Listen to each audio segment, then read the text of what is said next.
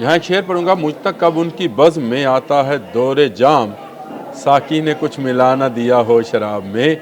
हमारा तरफ तो अमेरिका देखना पसंद नहीं करता था, हमें अमेरिका फ़ोन करना पसंद नहीं करता था, हमें तो अमेरिका कभी जो है उसने अहमियत नहीं दी, हमेशा भारत से जफ्फियाँ पप्पियाँ करता था और वो चाह रहा था कि भारत जो है वो रशिया की गोद में से उठे और अमेरिका की गोद में बैठ जाए। जहाँ असला उसको बेच रहा था, जहाँ बहुत सारा कारोबार उसके साथ बसता था, वहीं अब उसे नापसंदीदा करार देता चला जा रहा है। ये वो न्यू वर्ल्ड ऑर्डर है जिसके बाद पाकिस्तान और इस्लामी दुनिया अमेरिका के नज़दीक होने जा रही है। ये बहुत बड़ा चेंज है, ना सिर्फ भारत के लिए बल्कि इजराइल के लिए भी। जिस तरह शाम पर से पाबंदियाँ उठाई हैं, ये इजराइल को एक आंख नहीं भाई हैं और इसी तरह से जो पाकिस्तान के हक़ में बयानात हैं वो भी नहीं भा रहे हैं और अमेरिका इस वक्त मुकम्मल तौर पर पाकिस्तान पर इत्मीनान कर रहा है। वजह क्या है, और यही वजह जानने के लिए मैंने आपसे कहा था कि मेरे साथ बने रहिएगा। मैं आपको ज़रूर बताऊंगा कि क्यों अमेरिका पाकिस्तान के सामने झुक रहा है। तो जनाब, ट्रंप एक कारोबारी है, ट्रंप रियल स्टेट का कारोबार करते हैं, ट्रंप मुख्तलिफ बिजनेस में इन्वॉल्व हैं, ट्रंप के इर्द गिर्द के लोग एलॉन मस्क से लेकर आप जिस मर्ज़ी का नाम लें वो आपको ट्रंप के इर्द गिर्द नज़र आते हैं। और बिज़नेस में अगर उनका कोई कंपटीटर है तो वो चाइना है और चाइना का वन वर्ल्ड वन रोड मंसूबा जो है वो और सी पैक का मंसूबा सब पाकिस्तान से होकर गुजरते हैं और हमेशा से पाकिस्तान ही अमेरिका के लिए चाइना का गेटवे टू चाइना रहा है। यानी यहाँ से होकर ही उसने चाइना जाना है, चाहे समंदर के रास्ते से आए, चाहे फ़ज़ा के रास्ते से आए, किसी रास्ते से भी आएगा। सियासी तौर पर भी उसको पाकिस्तान का ही गेटवे चाहिए, पाकिस्तान का सहारा चाहिए। इस वक्त अमेरिका ये चाहता है कि चाइना दुनिया भर में मौजूद मुख्तलिफ उसके मफादात को नुकसान ना पहुँचाए। आप भारत के साथ चाइना का ज़रा सी टेंशन हुई तो उसने कहा भारत से निकल जाओ। अब पाकिस्तान के हवाले से ये बयान आना अमेरिकी सदर का कि पाकिस्तानी तो बहुत बासलाहित लोग हैं, ऐसी ऐसी चीज़ें बनाते हैं जो कोई और बना नहीं सकता, इनके साथ कारोबार किया जाना चाहिए। इनके साथ मैंने अपने लोगों से कहा कि टेलीफोन करो, ये एटमी जंग ना हो जाए, ये ना हो जाए, वो ना हो जाए। ये एक नया डिज़ास्टर, नई चेंज है। और मैं आपको बताऊं, इसमें और भी बहुत सारे मामलात हैं जो पैरेलल चल रहे हैं। यानी अमेरिका के अंदर जो फ़ज़ा बनाई जा रही है, शायद पाकिस्तान अगर अरबों खरबों डॉलर भी इस लॉबिंग पे लगाता तो ना होता। आज वहाँ कश्मीर की बात की जा रही है क्योंकि डोनाल्ड ट्रंप ट्वीट कर चुके हैं कश्मीर का मसला हल होना चाहिए। डोनाल्ड ट्रंप बार बार ये दावा करते हैं कि उन्होंने एटमी जंग रुकवाई, उन्हें नोबल पीस प्राइज़ मिलना चाहिए जी। हम तो कहते दे दें इनको नोबल पीस प्राइज़। लेकिन करण थापा एक भारतीय जर्नलिस्ट हैं जिन्होंने पिछले दिनों इंटरव्यू किया क्रिस्टीन फेयर का, जो प्रोफेसर हैं security studies George town university America की, और उनको इस बात पर अपने अल्फाज उनके मुंह में डालने की कोशिश की कि पाकिस्तान एयरफोर्स का 20% इंफ्रास्ट्रक्चर जो है उसको भारतीय फ़ज़ाइया ने तबाह कर दिया था। जिस पर जो क्रिस्टीन ने जवाब दिया वो लाजवाब करने के लिए काफ़ी था। उसने कहा कि आई डोंट थिंक सो कि इस तरह से हुआ है और ना ही ऐसी कोई इतलात हैं। हाँ, 4-5 जगहों पे आप लोगों की एयर स्ट्राइक ज़रूर हुई है और कुछ जो है एयर बेसिस को जज़वी नुकसान पहुंचा है। लेकिन जिस तरह से आप बता रहे हैं 20% तो बहुत बड़ी अमाउंट है। ये किसी जगह से आप इसको आपका मीडिया वेरीफाई नहीं कर पाएगा और ना कर सकता है।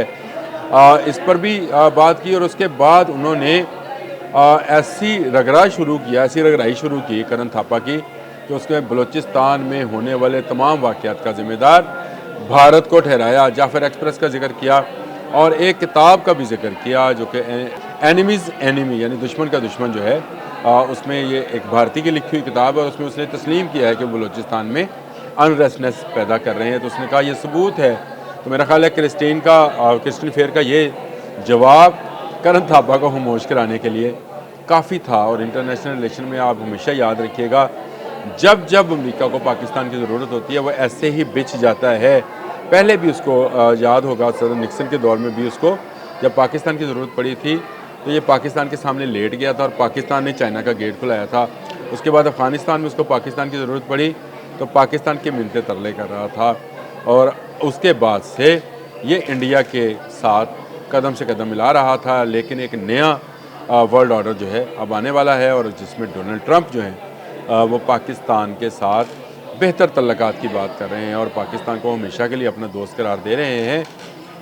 साकी ने कुछ मिला ना दिया हो शराब में, मिलाया है या नहीं मिलाया है, लेकिन ये बात ठीक है कि इस वक्त मौजूदा सूरत हाल में भारत तनहा होता चला जा रहा है। भारत के जो बहुत करीबी साथी हैं वो उसका साथ छोड़ रहे हैं। भारत खुद अपने दुश्मन पैदा करता चला जा रहा है और मैंने कल इस पर व्लॉग किया था अदील के साथ शायद, कि उसमें मैंने कहा था कि चाइनीज़ का अजदहा, जिसको वो ड्रैगन बोलते हैं, जिसको इंडिया वाले अजगर बोलते हैं, उसने अपना पंजा लपेट लिया है और इसमें स्क्वीज़ करेगा पहले इंडिया को और उसके बाद इंडिया को तनहा करके निकल जाएगा। इंडिया का अंत, इंडिया के आखिर, इंडिया का ख़ात्मा, आप इसको जो भी, एंड ऑफ इंडिया, चले आप इसको जो भी जिस ज़ुबान में भी बोलना चाहें, बहुत करीब आ गया है। और इंडिया के अंत, आखिर, ख़ात्मा, एंड दी एंड का जो आगाज़ है वो अरुणाचल प्रदेश से शुरू हो गया है, जहाँ पर चाइनीज़ ने अरुणाचल प्रदेश को अपना हिस्सा करार दे दिया है। कश्मीर पाकिस्तान का हिस्सा है और आप याद रखिएगा कलकत्ता जो है ये बांग्लादेश का हिस्सा है। ये बहुत बड़ी डेवलपमेंट है। कलकत्ता, आपको पता है कि बंगाल के 2 हिस्से किए थे अंग्रेज़ ने, ईस्टर्न बंगाल और वेस्टर्न बंगाल। इसी तरह उसने पंजाब के 2 हिस्से कर दिए, मशरक़ी पंजाब और मगरबी पंजाब। कश्मीर के 2 हिस्से हो गए, आज़ाद कश्मीर, मकबूजा कश्मीर, जो भी है। इस पर लद्दाख और तिब्बत के 2 हिस्से हो गए और उसको चाइनीज़ तिब्बत और इंडियन तिब्बत बोला जाने लगा। फिर ये बहुत सारे सरहदें जो हैं अभी तक डिस्प्यूटेड हैं। लाइन ऑफ कंट्रोल कश्मीर में वाक़या है। बंगाली यह मुतालबा कर रहे हैं कि वेस्ट बंगाल उनका था, भारतीयों को कैसे दे दिया गया। सारे का सारा पानी जो है वो तो वहाँ पर मौजूद है और सारे के सारे वसाइल वहाँ पर मौजूद हैं, ये उनका हिस्सा है। इंडिया को, और एक हाँ और बात भी आपको मैं बता दूँ, आपको अगर 14 नकात याद हैं कायद-ए-आज़म के, तो उसमें कहा एक नुक्ता था, अहम है वो भी, कि सिंध को बम्बई से अलहदा किया जाए, यानी बम्बई और सिंध बी की एडमिनिस्ट्रेशन भी जो है वो एक किसी ज़माने में रही है, जिसको अलहदा करने की ज़रूरत पेश आई थी। सारे जहाँ से अच्छा हिंदुस्तान हमारा है ही हमारा, और हमने इस पर दोबारा से अपना झंडा लहराना है। इल्लामा इकबाल लिख कर गए थे हमारे लिए कि सारे जहाँ से अच्छा हिंदुस्तान हमारा। इसके टुकड़े बखरे होने शुरू हो गए हैं और इसने अब आहिस्ता आहिस्ता स्क्वीज़ हो जाना। मैंने जो आपसे कहा कि आप इसको किसी ज़ुबान में इसको अंत कह लें, आखिर कह लें, एंड ऑफ टाइम कह लें इंडिया का, या इस पर क़यामत आती देख लें। ये अब वक्त शुरू हो गया है डोनाल्ड ट्रंप का न्यू वर्ल्ड ऑर्डर, इंडिया के लिए मौत का ऑर्डर हो। अब तक के लिए इतना ही। अल्लाह।